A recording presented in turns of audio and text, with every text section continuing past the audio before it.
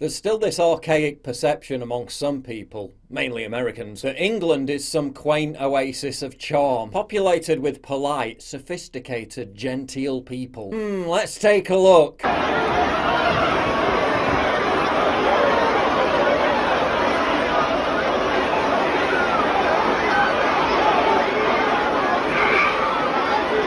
Not in the major cities it isn't.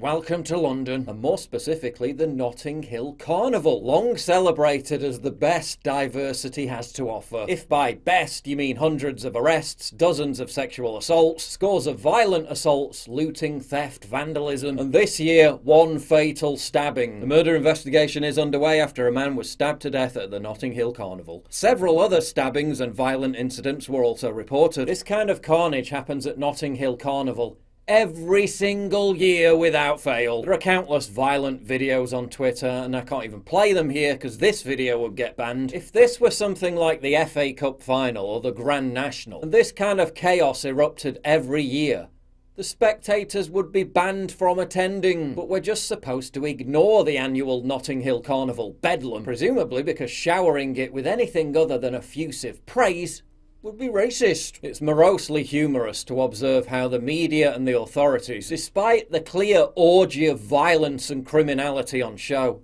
desperately try to spin it. Because how dare anyone even suggest anything slightly negative about this homage to multiculturalism? BBC News quoted someone from the Met Police as saying the carnival had been, quote, largely positive and good-natured, apart from, you know, all the arrests, sexual assaults, violent attacks, stabbings. It's the most flagrant 180 since CNN called the George Floyd riots mostly peaceful demonstrations. Again, imagine if it was Liverpool versus Manchester United in the FA Cup final at Wembley. Imagine if the police had made over 200 arrests in response to countless crimes, violent assaults, and a Liverpool fan being stabbed to death. Would the media and the police describe that as a largely positive and good-natured event? Of course not. There'd be national hand-wringing, official investigations, and mass supporter bans. The double standard really is quite remarkable when you think about it. I mean, what are they saying? That black people shouldn't be expected to behave as well as white people? Talk about the bigotry of low expectations.